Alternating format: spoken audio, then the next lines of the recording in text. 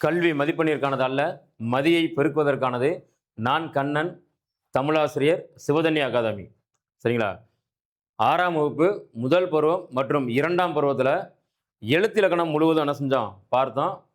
இப்போ 3ஆம் பருவத்தில் என்ன பார்க்க இருக்கிறோம் அப்படின்னா, சொல்லை பற்றி பார்க்க இருக்கிறோம். சரிங்களா? எழுத்திலக்கணம் முடிந்தது. அடுத்து சொல்லிலக்கணம். சொல் ஏன் சொல் அப்படின்னா, சொல்லுவதனால் அதற்கு சொல் என்பது பெயர். சொல்லுவதனால் சொல், மொழிவதனால் மொழி, பேசுவதனால் பேச்சு, எல்லாம் தான் காரண பெயர்கள் தான். சரிங்களா? இங்க 4 வகை சொற்கள் அப்படின்னு கொடுத்துருக்காங்க. 4 வகை சொற்கள். எப்பொழுதுமே நம்ம தலைப்பு என்ன செய்வோம்? பிரித்து சேர்ப்போம். அதனுடைய பொருளை பார்த்துட்டு வகுப்புக்குள்ள போவோம். முதல்ல சொல் பொதுவான வகையில் 2 வகைப்படும். அதை நல்லா நீங்க தெரிஞ்சுக்கிறணும். சொல் என்பது பொதுவான வகையில் 2 வகைப்படும். ஒன்று இலக்கண வகை சொற்கள், இன்னொன்று இலக்கிய வகை சொற்கள். சரிங்களா? இலக்கண வகை சொற்கள், இலக்கிய வகை சொற்கள் அப்படின்னு சொல் பொதுவான வகையில் 2 வகைப்படும். நல்லா அதில் நினைவில் என்ன செய்ய கொள்ள வேண்டும். தலைப்பு என்ன கொடுத்துருக்காங்கன்னா 4 வகை சொற்கள் அப்படின்னு கொடுத்துருக்காங்க. 4 வகை சொற்கள். இதில் என்ன சொல்ல போறாங்கன்னா இலக்கண வகை சொற்களை சொல்ல போறாங்க. 4 வகை சொற்கள் எதை சொல்ல போகுது அப்படின்னா இலக்கண வகை சொற்கள் 4ஐ பற்றி தானே செய்ய போகுது இந்த 3ஆம் பருவம் முதல் இயல் என்ன செய்து சொல்ல போகிறது. சரிங்களா? பாடத்துக்குள்ள போலாங்களா? இப்போ 4 வகை சொற்கள். எப்பவுமே தலைப்பு நம்ம என்ன செய்வோம்? பிரிப்போம். 4 வகை எப்படி பிரிக்கலாம்னா 4 கூட்டல் வகை கூட்டல் சொற்கள் அப்படின்னு பிரிப்போம். 4 கூட்டல் வகை கூட்டல் சொற்கள்.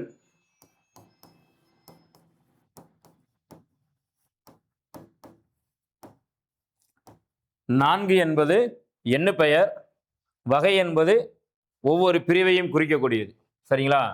4 வகை கூட்டல் சொற்கள் இதுதான் என்ன செய்யுது 4 வகை சொற்கள் அப்படின்னு மாறுது. இதை எண்ணு பெயர் புணர்ச்சியின் அடிப்படையில் என்ன செய்ய முடியுத சேர்க்க முடியும். சரிங்களா? அப்ப உயிர்மை சொல்லு ஈற்று உயிர்மை என்ன செய்யுது கெடுது. எண்ணு பெயர் புணர்ச்சி ஈற்று உயிர்மை கெடுது.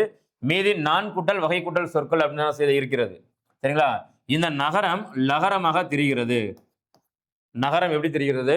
லகரமாக திரிகின்றது. நகரம் லகரமாக திரிந்தா நாள் அப்படின்னு மாறும். நாள் கூட்டல் வகை கூட்டல் சொற்கள். சரிங்களா? அப்ப நாள் வகை என்பது இயல்பாக என்ன செய்து சேர்ந்துறது. இடையில ஒரு இச்சு ஒரு வல்லின எழுத்து என்ன செய்து மிகுந்து வந்திருக்கு. சரிங்களா? இது எப்படி மிகுந்துச்சு அப்படின்னா வகை கூட்டல் சொற்கள். வகை அந்த வகை என்னும் சொல்லினுடைய இறுதியில் என்ன ஒலி இருக்கு அப்படின்னா உயிர் எழுத்து இருக்கு, உயிர் ஒளி இருக்கு. சரிங்களா? அப்ப இயல்பாலும் விதியாலும் நின்ற உயிரீற்று சொற்களின் முன் க ச த பா என்ன செய்யும் மிகும். இயல்பாலும் விதியாலும் நின்ற உயிரீற்று சொற்களின் முன் க ச த பா என்ன செய்யும் மிகும். எப்படி மிகும் அப்படின்னா வருமொழியினுடைய முதல் எழுத்து என்ன எழுத்தோ அதனுடைய இன வல்லெழுத்து என்ன செய்யும் மிகும். அப்ப வகை கூட்டல் சொற்கள் 4 வகை சொற்கள் 4 வகை சொற்கள் என்ன செய்து மாறுகின்றது. இப்ப 4 வகை சொற்கள் என்னென்ன அப்படின்னு பார்க்கறதுக்குனால முதல்ல சொல்லுக்கான விளக்கம் சொல்லிட்டேன். பெயர் காரணம் சொல்லியாச்சு.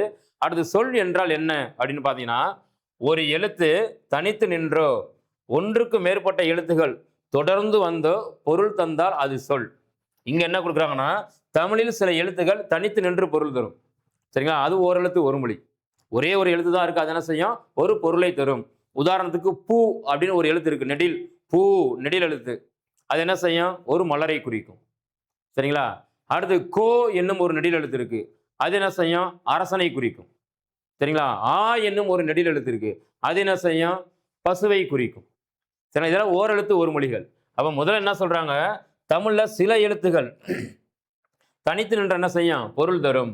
ஒன்றுக்கு மேற்பட்ட எழுத்துகள் தொடர்ந்து வந்தும் பொருள் தரும். ஒரு எழுத்து தனித்து நின்று பொருள் தரும். ஒன்றுக்கு மேற்பட்ட எழுத்துக்கள் என்ன செய்யும் தொடர்ந்து வந்தாலும் பொருள் தரும். சரிங்களா? அது ஓரெழுத்து ஒரு மொழி அப்படின்னு சொல்லுவோம். ஒன்றுக்கு மேற்பட்ட எழுத்துக்கள் வந்துச்சு அப்படின்னா ஈரெழுத்து ஒரு மொழி, மூவெழுத்து ஒரு மொழி, 4 எழுத்து ஒரு மொழி என்ன செய்யும். மொழினா சொல் அப்படின்னு அர்த்தம். மொழி என்றால் என்ன பொருள்? சொல் என்பது பொருள். சரிங்களா? அப்ப ஒன்றுக்கு மேற்பட்ட எழுத்துக்கள் தொடர்ந்து வந்தும் பொருள் தரும். இவ்வாறு பொருள் தருபவை சொல் எனப்படும். சொல் என்றால் என்ன? ஒரு எழுத்து தனித்தோ ஒன்றுக்கு மேற்பட்ட எழுத்துக்கள் தொடர்ந்தோ வந்து பொருள் தந்தால் அது சொல் எனப்படும். சரிங்களா? சொல்லப்படுவதனால் சொல் என்பது பெயர் காரணம். மொழிவதனால் மொழி என்பது பெயர் காரணம். பேசுவதனால் பேச்சு என்பது என்னது பெயர் காரணம். அப்ப எடுத்துக்காட்டு என்ன கொடுக்குறாங்கன்னா ஓரெழுத்து ஒரு மொழி. இது எல்லாமே ஓரெழுத்து ஒரு மொழி தான். கவனிங்களேன். ஈ ஒரு சிறிய பூச்சி பறக்கிற பறவை, ஒரு சிறிய பறவை. பூ என்பது மலரை குறிக்கும். மை என்னும் சொல்லுக்கு கருமை என்பது பொருள். சரிங்களா? கருமையாக இருக்கிறதுனால தான் இதுக்கு மயிருன்னு பேரு. சரிங்களா? கருமையாக இருப்பதனால என்ன பேரு? மை அப்படின்னாலே கருமை என்பது பொருள். அடுத்து ஈரெழுத்து சொல் பார்த்தீங்கன்னா கல், ஸ்டோன் அப்படின்னு என்ன சொல்லுவோம். அடுத்து மூவெழுத்து சொல் என்னது? கடல். நான்கெழுத்து சொல் தங்கம். சரிங்களா? ஓரெழுத்து ஒரு மொழி, ஈரெழுத்து ஒரு மொழி, மூவெழுத்து ஒரு மொழி, நான்கெழுத்து ஒரு மொழி. ஒரு மொழினா ஒரு சொல் அப்படின்னு அர்த்தம். மொழி என்றாலும், சொல் என்றாலும், பதம் என்றாலும், நெல் என்றாலும் எல்லாமே என்னதான்? சொல்லை தான் குறிக்கும். சொல்லுக்கு வழங்கக்கூடிய வேறு பெயர்கள். இலக்கண அடிப்படையில சொற்கள் பெயர், வினை, இடை, உரி என 4 வகைப்படும். நல்லா ஞாபகத்தில் வச்சுங்க. சொல் பொதுவான வகையில் 2 வகைப்படும். சொல் பொதுவான வகையில் 2 வகைப்படும். ஒன்று இலக்கண வகை சொற்கள், இன்னொன்று இலக்கிய வகை சொற்கள். சரிங்களா? 2. அப்ப இலக்கண வகை சொற்கள் எத்தனை அப்படின்னா 4. அது என்னென்ன அப்படின்னா பெயர் சொல், வினை சொல், இடைச்சொல், உரிச்சொல் என்று சொல்லக்கூடிய இந்த 4 இலக்கண வகை சொற்கள். நல்ல பெயரை ஞாபகத்தில் வச்சுக்கோங்க. இலக்கண வகை சொற்கள் 4 அப்படின்னா இதுதான். சரிங்களா? இதுல முதல்ல நம்ம என்ன பார்க்க போறோம்னா பெயர் சொல் என்றால் என்ன? ஒன்றன் பெயரை குறிக்கும் சொல் பெயர் சொல், அவ்வளவுதான். சரிங்களா? ஒன்றன் பெயரை குறிக்கும் சொல் பெயர் சொல். இப்போ உதாரணத்துக்கு இது எழுதுகோள், இது ஒரு பெயர். நான் கண்ணன் மனிதன், இது ஒரு பெயர். சரிங்களா? இது கரும்பலகை, இது ஒரு பெயர். இந்த மாதிரி ஒவ்வொன்றுக்கும் என்ன உண்டு? ஒரு பெயர் உண்டு. இந்த பெயர் எப்படி இருக்குன்னா ஒரு ஆறின் அடிப்படையில் வருகிறது. பொருட்பெயராக இருக்கும், இடப்பெயராக இருக்கும், காலப்பெயராக இருக்கும், சினை பெயராக இருக்கும், குணப்பெயராக இருக்கும். குணம் அல்லது பண்பு ரெண்டுமே ஒண்ணுதான். அல்லது தொழிற்பெயராக இருக்கும். இந்த ஆறின் அடிப்படையில் என்ன செய்து பெயர் வகைப்படுத்தப்படுகிறது. சரிங்களா? இப்ப இங்க என்ன கொடுக்குறாங்க? பெயர் சொல். ஒன்றன் பெயரை குறிக்கும் சொல் பெயர் சொல் எனப்படும். சரிங்களா? இது ரொம்ப எளிமையானதான். பெயர் சொல் என்றால் என்ன? ஒன்றின் பெயரை குறித்தால் அது பெயர் சொல். இப்ப எடுத்துக்காட்டுக்கு என்ன கொடுத்துருக்காங்கன்னா பாரதி, பள்ளி, காளை, கண், நன்மை, ஓடுதல் அப்படின்னு கிட்டத்தட்ட ஒரு 6 வகையான சொற்கள் எடுத்துக்காட்டு கொடுத்துருக்காங்க. அப்ப நான் சொன்னேன் பெயர் என்பது 6 வகைப்படும். பொருள், இடம், காலம், சினை, குணம், தொழில் அப்படின்னு 6 வகைப்படும். சரிங்களா? இப்ப பாரதி என்பது என்ன அப்படின்னா ஒன்றன் பெயர், ஒரு மனிதனுடைய பெயர். இவன் எதில் அடங்குவான்? பொருள், இடம், காலம், சினை, குணம், தொழில். இதுல எதில் அடங்குவான்னா பொருள். பொருள்ல என்ன பொருள்? அவன் உயிருள்ள பொருள். பொருள் 2 வகையா பிரியுது. ஒன்று உயிருள்ள பொருள், இன்னொன்று உயிரற்ற பொருள். சரிங்களா? மரம் உயிரற்ற பொருள். சரிங்களா? மனிதன் என்பவன் உயிர் உள்ள பொருள். ரெண்டுக்குமான வேறுபாடு என்ன நம்ம கண்டிப்பாக தெரிந்திருத்தல் வேண்டும். அப்ப பாரதி என்பது பொருட்பெயர். பாரதி என்பது என்னது? பொருட்பெயர், பொருள் அப்படி எழுதிக்கிறது. பள்ளி என்பது எதை குறிக்கும்? பொருள், இடம், காலம், சினை, குணம், தொழில். பள்ளி என்பது இடத்தை குறிக்கும். அப்ப பள்ளி என்பது என்ன பெயர்? இடப்பெயர், இடம். காலை என்பது மார்னிங். சரிங்களா? பொழுதை குறிக்கிறது. அப்ப காலப்பெயர். பொழுதை குறித்தால் என்னது? காலம், காலப்பெயர். காலை என்பது பொழுது. என்ன காலத்துல? காலை நேரத்துல அப்படின்னு சொல்லுவோம். இப்ப கண் என்பது என்ன அப்படின்னா இந்த மனிதன் இருக்கக்கூடிய தலை என்பது ஒரு உறுப்பு. சரிங்களா? அந்த தலை என்னும் உறுப்புல கண் என்பது ஒரு உறுப்பு. சரிங்களா? அப்ப அது என்னது? சினை பெயர். சினைனா உறுப்பு என்பது பொருள். சரிங்களா? 6 வகையான பெயர்ல பொருட்பெயர், பொருளை குறித்து வந்தால் பொருட்பெயர், இடத்தை குறித்தால் இடப்பெயர், காலத்தை குறித்தால் காலப்பெயர், உறுப்பினை சினையை குறித்து வந்தால் அது சினை பெயர். கண் என்பது உறுப்பு, அதனால என்னது? கண் என்பது சினை. அடுத்து நன்மை. மை விகுதி வந்துட்டால் அது என்னதான்? பண்பு தான். மை விகுதி வந்துட்டாலே அது பண்பு பெயர் தான். சரிங்களா? நல்லவன், நன்மை உடையவன், நன்மையை செய்பவன். அது என்ன செய்யுது? ஒருவனுடைய பண்பை, குணத்தை குறிக்கிறதுனால இது என்னது? குணம் அல்லது பண்பு பெயர். குணம்னாலும் சரி, பண்பு பெயர்னாலும் சரி, ரெண்டுமே ஒன்று தான். நீங்கள் குணம்பெயர் வேணாம். சில நேரத்தில் குணப்பெயர்னு சொல்லுவாங்க, சில பேர் என்ன சொல்லுவாங்க? பண்பு பெயர்னு சொல்லுவாங்க. இப்போ கடைசியாக இருக்கிற ஓடுதல். சரிங்களா? அது என்னது? அது ஒரு வினைச்சொல். அந்த வினைச்சொல்ல என்ன அப்படின்னா ஒரு தொழிற்பெயர். சரி, அவன் என்ன வேலையை செஞ்சுட்டு இருக்கான்? ஓடிக்கிட்டு இருக்கான். என்ன செய்யறான்? ஓடிட்டு இருக்கான். அப்ப தொழிற்பெயர். ஓடுதல் என்பது என்னது? தொழில்.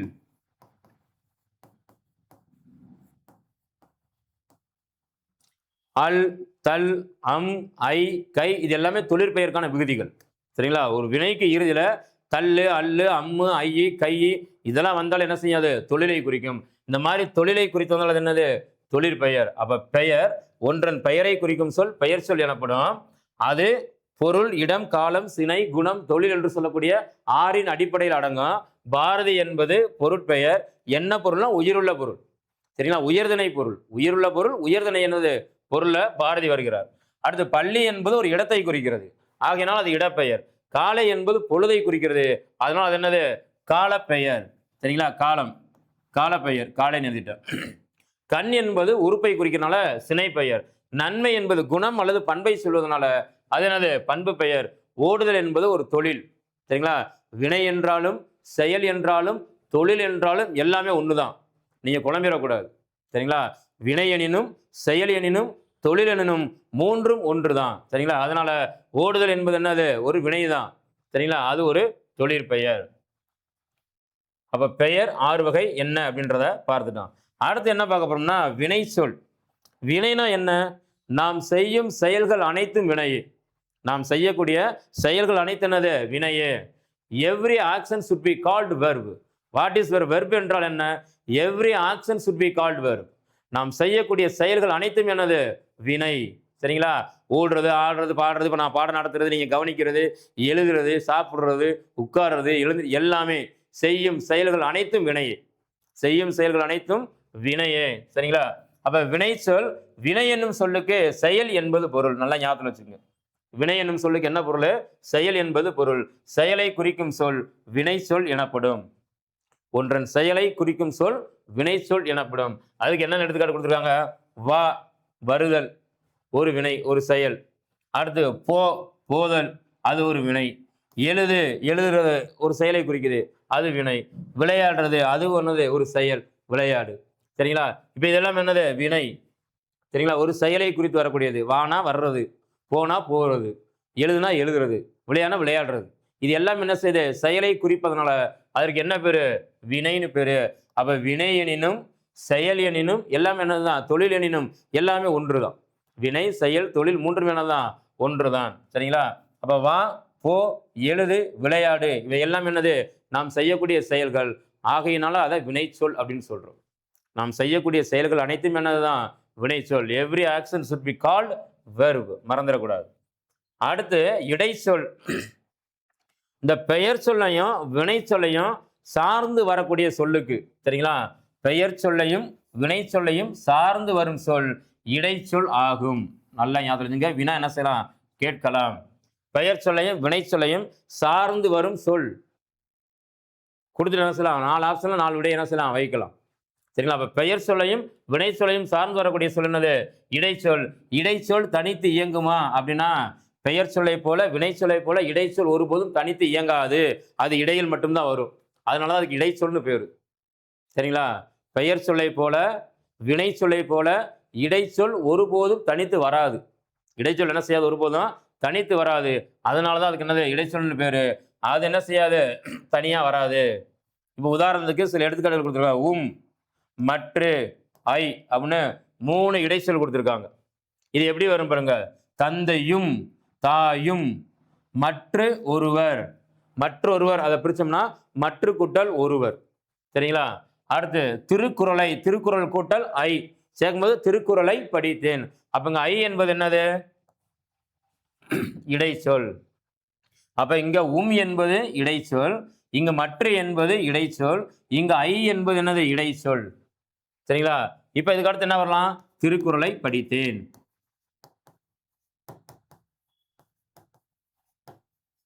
அப்ப 2 சொல்லுக்கு இடையில இருக்கிறனால அதுக்கு என்ன பேரு? இடைச்சொல் என்பது பெயர். இரு சொல்லுக்கு இடையில இருக்கனால அதுக்கு என்ன பேரு? இடைச்சொல் என்பது பெயர். பெயருக்கும் வினைக்கும் இடையில் இருப்பதனால் அதற்கு இடைச்சொல் என்பது பெயர். பெயருக்கும் வினைக்கும் இடையில இருக்கிறனால அதுக்கு என்ன பேரு? இடைச்சொல் என்பது பெயர். இது இடைச்சொல். சரிங்களா? அப்ப மற்று, ஐ இவையெல்லாம் என்னது? இடைச்சொல் விகுதிகள். சரிங்களா? இதை பாருங்க. இதுல இருந்து என்ன சொல்லுவாங்க? வினா கேட்பாங்க. அடுத்து உரிச்சொல். உரிச்சொல் என்றால் என்ன? ஒன்றிற்கு உரிய சொல். சரிங்களா? இப்ப உதாரணத்துக்கு என்ன சொல்றாங்க அப்படின்னா பெயர் சொல் வினைச்சொல் ஆகியவற்றின் தன்மையை மிகுதிப்படுத்த வருவது உரிச்சொல் ஆகும். பெயர் சொல்லையும் வினைச்சொல்லும் அதனுடைய தன்மை என்ன செய்யுமா? மிகுதிப்படுத்த, அதிகப்படுத்த, உயர்த்தி சொல்வதற்கு என்ன தேவைப்படுது? இந்த உரிச்சொல் என்பது தேவைப்படுகிறது. அதனாலதான் எடுத்துக்காட்டு என்ன பண்ணுறோம்னா நகரம், அது நகரம் தான்.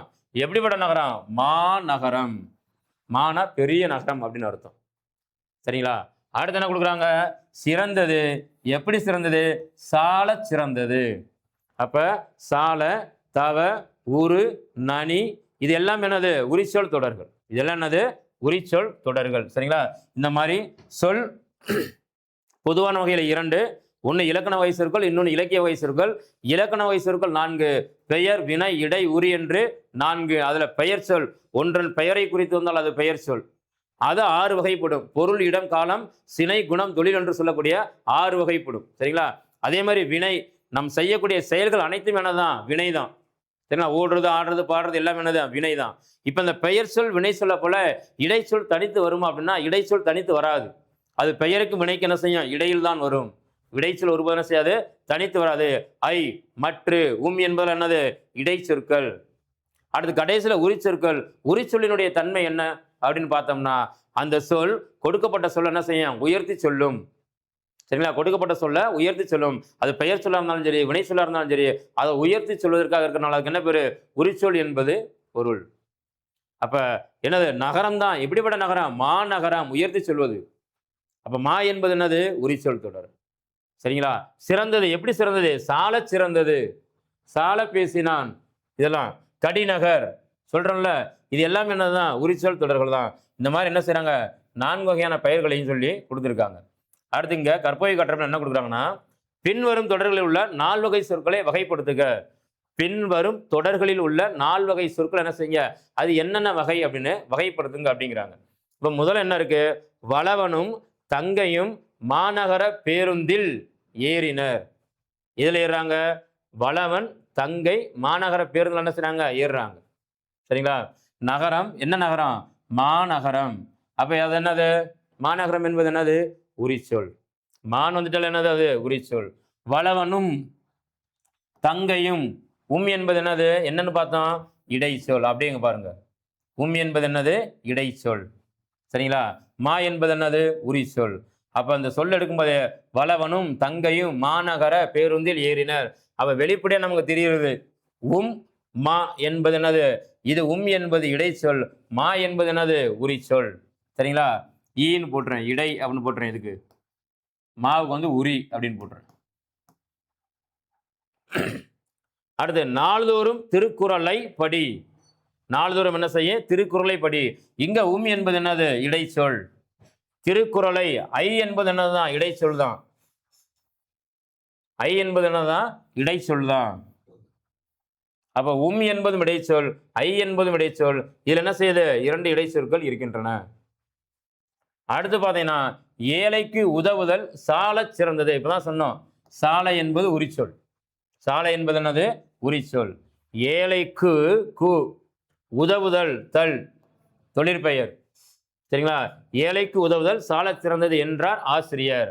அப்போ உதவுதல் என்பது தொழிற்பெயர், தல் என்பது தொழிற்பெயர் விகுதி, சாலை என்பது உரிச்சொல் தொடர். சரிங்களா? வேலை முடிஞ்சுச்சு. அப்போ நீங்க இந்த மாதிரி என்ன செய்யணும்? எடுத்துக்காட்டுகளில் அது புத்தகத்தில் கொடுத்துருக்கூடிய எடுத்துக்காட்டுகளை அந்த சொற்களை பார்த்து அது என்ன வகையான சொற்கள் அப்படின்னு ஒரு தடவை நீங்கள் பயிற்சி எடுத்துட்டா போதும். சரிங்களா? பயிற்சி எடுத்துட்டீங்கன்னா என்னைக்கு என்ன செய்யுது? உங்களுக்கு மறக்கவே மறக்காது. அடுத்து என்ன கொடுத்துருக்காங்க அப்படின்னா சொல் வகையை அறிந்து பொருந்தா சொல்லை வட்டமிடுக. இந்த சொல் வகையை தெரிஞ்சுக்கிட்டு இதுல எது பொருந்தாதது அப்படின்னு என்ன செய்யுங்க? வட்டமிடுங்க அப்படின்னு சொல்றாங்க. சொல் வகையை அறிந்து பொருந்தா சொல்லை வட்டமிடுக. முதல்ல என்ன கொடுத்துருக்காங்க? படித்தால். படித்தால் என்பது என்னது? ஒரு வினை. அது எஞ்சி இருக்க முற்று பெற்றுச்சா? முற்று பெற்றுச்சு. அப்ப படித்தால் என்பது வினை முற்று. ஐ என்பது என்னது? இடைச்சொல் அப்படின்னு பார்த்தோம். மற்று என்பது என்னது? இடைச்சொல் அப்படின்னு பார்த்தோம். கூ என்பது என்னது? இடைச்சொல் அப்படின்னு பார்த்தோம். சரிங்களா? அப்ப இந்த மூன்றுமே என்னது? இடைச்சொல். மூன்றுமே என்னது? இடைச்சொல். அப்ப படித்தால் என்பது என்னது? வினைமுற்று. அப்ப பொருந்தாம எது இருக்கு? இதுதான் இருக்கு. சரிங்களா? அடுத்து 2வது கவனிங்க. மதுரை இடப்பெயர், கால் சினைப்பெயர். சரிங்களா? உறுப்பு. கால் என்பது என்னது? உறுப்பு, சினைப்பெயர். மதுரை இடப்பெயர், மதுரை இடம். கால் என்பது என்னது? சினை. இதெல்லாம் பெயர் வகைகள். சித்திரை என்பது காலத்தை குறிக்கும், அதனால கால பெயர். இப்போ ஓடினான் என்பது என்னது? வினை முற்று. அப்ப 3மே என்ன செய்யுது? பெயரின் வகைகள்ல வருது. இந்த 3மே என்ன செய்யுது? பெயரின் வகைகள்ல வருது. ஓடினான் என்பது சம்பந்தமே இல்லாம இருக்கு, இது வினை முற்றுச்சொல். அப்ப இதுதான் தவறு, பொருந்தாதது. இந்த 3ம் பெயரினுடைய வகைகள். சரிங்களா? இது மட்டும் என்னது? வினை முற்றுச்சொல். ஆகினால் இது என்ன செய்யாது? பொருந்தாது. அடுத்து 3வது என்ன கொடுக்குறோம்னா சென்றால் வினைமுற்று சொல், வந்த வினை சொல், வினை எச்ச சொல், சித்திரை என்பது காலம், நடந்து என்பது வினை. அப்ப இதுவும் வினைதான், இதுவும் வினைதான், இதுவும் வினைதான். சரிங்களா? இது மூணுமே என்னதான்? வினைதான். சென்றால் வினை முற்று சொல், வந்த என்பது எச்ச சொல், நடந்து ஊ என்பது என்னது? வினை எச்சம். சரிங்களா? வந்த ஆ பெயரச்ச விகுதி, ஈ ஊ வந்தா என்னது? அது வினை எச்ச விகுதி. நடந்து வந்தா, நடந்து சென்றான், வந்த கண்ணன். சரிங்களா? இந்த மாதிரி. அப்ப இது எல்லாமே என்னது? வினையில் இருக்கு. ஆனா சித்திரை என்பது மட்டும் என்ன செய்யுது? கால பெயராக இருக்கிறது. அப்ப இதுதான் என்னது? பொருந்தாதது. சித்திரை என்பது இதுல பொருந்தாது. அடுத்து கடைசியில் நான்காவது என்ன கொடுக்குறாங்க? மா, ஐ, உம், மற்று. சரிங்களா? இப்ப ஐயும் உம்மும் மற்றும் இந்த மூணுமே என்னது? இடைச்சொல்.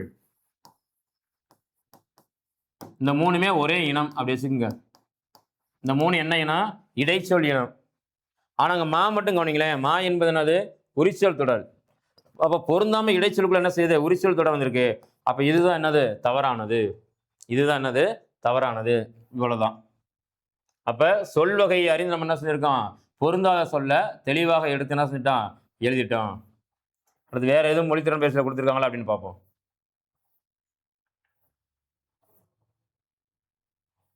எங்க ஒரு விஷயம் கொடுத்துருக்காங்க. ஓர் ஊர், ஓர் ஏரி, ஒரு நகரம், ஒரு கடல், இவை போலவே உயிரெழுத்தில் தொடங்கும் சொல்லுக்கு முன் அஃது என்னும் சொல்லை பயன்படுத்த வேண்டும். உயிர்மை எழுத்தில் தொடங்கும் சொல்லுக்கு முன் அது என்னும் சொல்லை பயன்படுத்த வேண்டும் அப்படின்னு ஒரு விதி கொடுத்துருக்காங்க. இதுல இருந்து ஒரு மதிப்பெண் என்ன செய்யலாம்? வரலாம். அதாவது ஒன்று அப்படிங்கிற குறிக்கிறதுக்கு ஓர், ஒரு, இது ஒரு முக்கியமான பெரிய பிரச்சனை. எங்க ஒரு போடணும், எங்க ஓர் போடணும் தெரியாம இருப்போம். இது ரொம்ப சிம்பிள் தான், நல்லா ஞாபகத்தில் வச்சுக்கோங்க.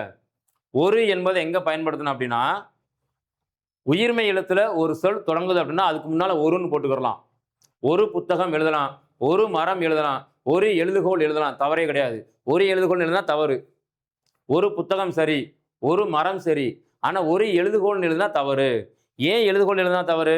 ஒரு என்னும் சொல்லுக்கு அடுத்து வரக்கூடிய சொல்லு உயிர்மையா இருந்துச்சுன்னா அதுதான் சரி, உயிரெழுத்தா வந்துச்சுன்னா அது தவறு. அப்ப உயிரெழுத்துக்கு எப்படி எழுதணும் அப்படின்னா ஓர் அப்படின்னு போடணும்.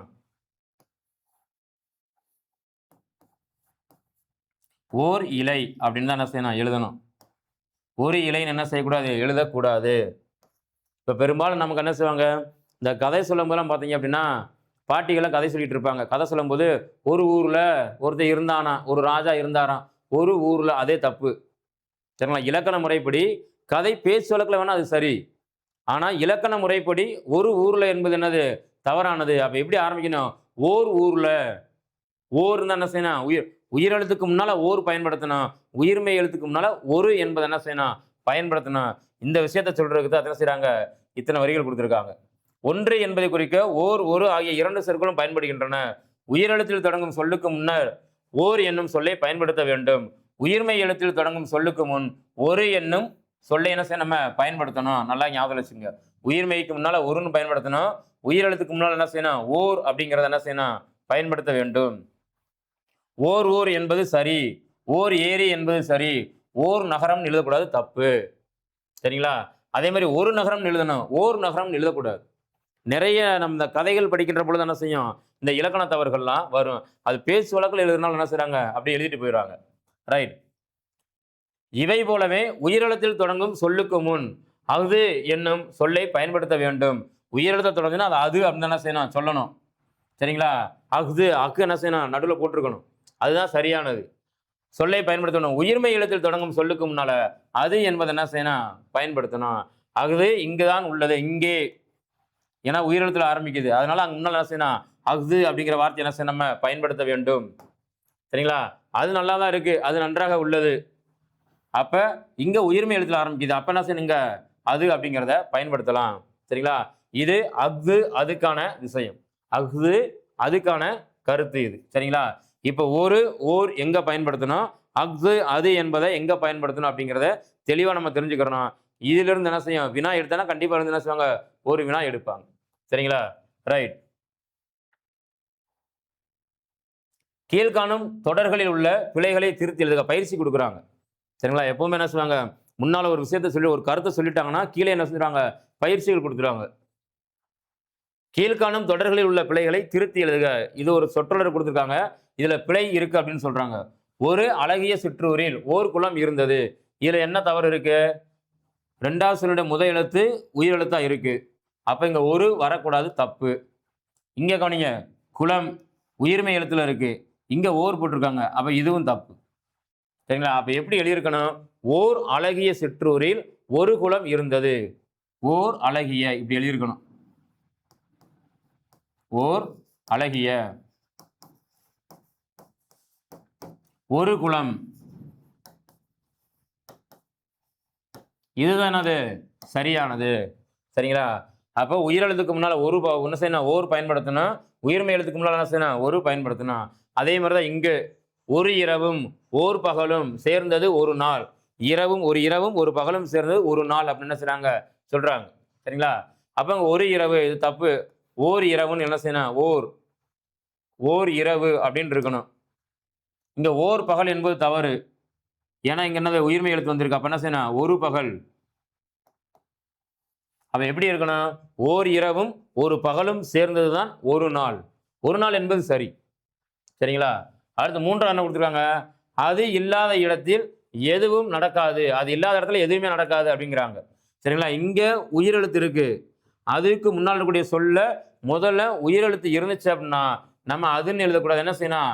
அஃது அப்படின்னு பயன்படுத்தணும். அதுதான் படிச்சிருக்கோம். அப்ப உயிரெழுத்துக்கு முன்னாடி என்ன செய்யணும்? அஃதுன்னு எழுதுறது என்னது? சரி. சரிங்களா? அதுன்னு என்ன செய்யக்கூடாது? எழுதக்கூடாது. அப்ப இது என்னது? தவறானது. அஃது என்பதுதான் எழுத வேண்டும். அஃது நகரத்திற்கு செல்லும் சாலை. இங்க இது தப்பு. ஏன்னா நான் என்பது என்னது? உயிர்மை எழுத்து. உயிர்மை எழுத்துக்கு முன்னால அதுன்னு தான் என்ன செய்யணும்? போடணும். அஃது என்ன செய்யக்கூடாது? போடக்கூடாது. அது தப்பு. அடுத்து அது ஒரு இனிய பாடல். அது ஒரு இனிய பாட்டுப்பா அப்படின்னு சொல்றோம். சரிங்களா? அப்ப இங்க என்னது? உயிரெழுத்து இருக்கு. இங்க என்ன செய்றாங்க? அதுன்னு போட்டிருக்காங்க. அப்ப இது என்னது? தவறானது. அஃது ஒரு இனிய பாடல். சரிங்களா? ஏன்னா 2வது சொல்லுடைய முதல் எழுத்து உயிரெழுத்தா இருக்கு. இவ்வளவுதான் விதி. ரொம்ப எளிமையானது தான். சரிங்களா? ஒரு, ஓர் எங்கு பயன்படுத்த வேண்டும்? அஃது அது எங்கு பயன்படுத்த வேண்டும்? இதை தெரிந்து கொண்டாலே போதும். இதிலிருந்து என்ன சொல்லலாம்? நம்ம கண்டிப்பாக ஒரு மதிப்பெண் எடுக்கலாம். 2வது நாமும் எழுதுகின்ற பொழுது பிழை இல்லாமல் எழுதலாம். சரிங்களா? எழுதுகின்ற பொழுது என்ன செய்யலாம்? பிழை இல்லாமல் எழுதலாம். அடுத்து அகரவரிசைப்படுத்துக. இந்த அகரவரிசைப்படுத்துகலாம் என்ன செய்வாங்க? பெரும்பாலும் இந்த குரூப் 4ல தான் கேட்பாங்க. சரிங்களா? குரூப் 4 கொஸ்டின்ல என்ன செய்வாங்க? இந்த அகரவரிசைப்படுத்துதல் கேட்பாங்க. ரைட். ஒருவேளை இங்க டெட்ல ஒருவேளை கேட்டாங்க அப்படின்னா, இது ஒண்ணும் இல்ல.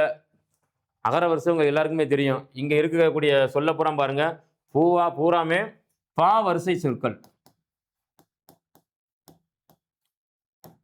உயிரெழுத்துக்கள் 12 தெரிஞ்சா போதும். வேலை முடிஞ்சு போயிருச்சு. சரிங்களா? இப்போ ஒருவேளை இதெல்லாம் குடுத்துட்டு உள்ள ஒரு உயிரெழுத்த குடுத்துட்டாங்க. அப்படின்னா எத சார் முதல் எழுதணும்னா உயிரெழுத்த தான் முதல் எழுதணும். எப்பவுமே உயிரெழுத்தா சரிங்களா? உயிர்மெய் எழுத்து உயிரெழுத்துக்கு அப்புறம் தான் என்ன செய்யணும்? வரணும். நீங்க அப்படிதான் வரிசைப்படுத்தணும். சரிங்களா? இப்போ கவனிங்களேன். முதல் சொல் என்ன இருக்கு? இவ்வளவு சொல்லு குடுத்துட்டாங்க. இதுல முதல் சொல் என்ன இருக்கும்? பா இருக்கணும். பால ஏதாவது சொல்லு இருக்கா? இருக்கு. 1 பழங்கள். அடுத்து பாக்கு அடுத்து என்ன வரும்? பா, ஆ வரும் அடுத்து. பாரதம் 2. அடுத்து பி எங்க இருக்கு? பீல வந்து பின்னிரவு இருக்கு. அப்ப பின்னிரவு 3. அடுத்து பீலி 4. பா, பி அடுத்து பூ எங்க இருக்கு? புதுமை 5. அடுத்து பூமி 6. அடுத்து பே சொல் எங்க இருக்கு? பெண்கள் 7. அடுத்து பேருந்து 8. அடுத்து பையன் 9. அடுத்து பொதுக்கூட்டம் 10. போக்குவரத்து 11. சரிங்களா? இந்த மாதிரி என்ன செய்யணும்? அகரவரிசைப்படுத்துகின்ற பொழுது ஆ முதல் அவ்வரை வரிசையாக அந்த எழுத்துடன் என்ன செய்யணும்? நம்ம சொல்லி இருக்கக்கூடிய சொற்கள் என்ன செய்யணும்? நம்ம வரிசைப்படுத்தி எழுத வேண்டும். சரிங்களா? இது அகரவரிசை. இலக்கண வரிசையில் வர்றதுனால இது என்ன செய்யணும்? நான் உங்களுக்கு சேர்த்தே சொல்லிடுறேன். அடுத்து எனக்கு 2 சொற்களை இணைத்து புதிய சொற்களை உருவாக்குக. சரி ரைட். எனக்கு கூட்டல் உண்டு, எனக்கு உண்டு. எனக்கு கூட்டல் இல்லை, எனக்கு இல்லை. இது பூரா என்னது? குற்றியல் உற பொன்னச்சி தான். நம்ம ஏற்கனவே பார்த்துட்டோம். இருந்தாலும் இந்த எனக்கு உண்டு அப்படிங்கிறது எப்படி சேர்ந்துச்சு அப்படின்னா, எப்படி பிரியும் சொல்லிடுறேன். எனக்கு கூட்டல் உண்டு அப்படின்னு பிரிக்கணும் இதை. எனக்கு கூட்டல் உண்டு. சரிங்களா? இது குற்றியல் எழுத்து, இது உயிரெழுத்து. உயிர்வரின் உட்குரல் என்ன செய்யும்? மெய் விட்டு ஓடும், ஓரங்கற்றும். மீதி ஒரு மெய்யெழுத்து உயிரெழுத்தும் சேர்வதற்கு உடல் மேல் உயிர் வந்து ஒன்றுவது இயல்பே எனும் விதி கூ சேர்ந்து என்ன செய்யும்? எனக்கு உண்டு அப்படின்னு மாறும். வேலை முடிஞ்சு போச்சு. சரிங்களா? அதே மாதிரி வடக்கு கூட்டல் உண்டு, வடக்குண்டு, வடக்கில்லை. பந்து உண்டு, பந்தில்லை. பாட்டு உண்டு, பாட்டில்லை. இவ்வளவு விஷயம். சரிங்களா? இது என்ன செய்றாங்க? சும்மா பயிற்சிக்காக மாணவர்களுக்கு கொடுத்துருக்காங்க. தொடர்களை உருவாக்குக. ரைட். அப்ப சொல்லை பற்றியான செய்திகள் இவ்வளவுதான். சரிங்களா? 3ஆம் பருவத்துல இயல் 1ல சொல்லை பற்றிய செய்திகள் பெயர், வினை, இடை, உரி என்று சொல்லக்கூடிய இந்த 4 வகையான சொல்லை பற்றிய செய்திகள் மொத்தம் என்னதான்? இவ்வளவுதான். இதிலிருந்து என்ன செய்வாங்க? ஒரு வினாக்கள் கேட்கலாம். சரிங்களா? பெயர்ச்சொல், வினைச்சொல், இடைச்சொல், உரிச்சொல். இதுல நீங்க முக்கியமா எதை பார்க்கணும் அப்படின்னா, இடைச்சொல்லையும் உரிச்சொல்லையும் நல்லா பார்த்து வச்சுக்கங்க. பெயர் சொல்லை பொறுத்த மட்டும் என்ன கேட்பாங்க அப்படின்னா, அறுவகை பெயர்களை கொடுத்துட்டு அது என்ன வகைன்னு கண்டுபிடிக்க சொல்லலாம் நம்மள. சரிங்களா? இப்ப பாடுதல் என்பது என்ன வகையான பெயர் அப்படின்னு கேட்கலாம். பாடுதல் என்பது என்ன வகையான பெயர்? கீழே கமெண்ட்ல போட்டுருங்க. பாடுதல் என்பது என்ன வகை பெயர்? எந்த வகை பெயர்ல அது அடங்கும் அப்படிங்கிறத. ரைட். இப்ப அடுத்து என்ன செய்ய போறோம்? 3ஆம் பருவத்துல இயல் 2 பார்க்க போறோம். சரிங்களா? 3ஆம் பருவத்துல இயல் 2 நம்ம என்ன செய்ய போறோம்? அடுத்து பார்க்க இருக்கிறோம்.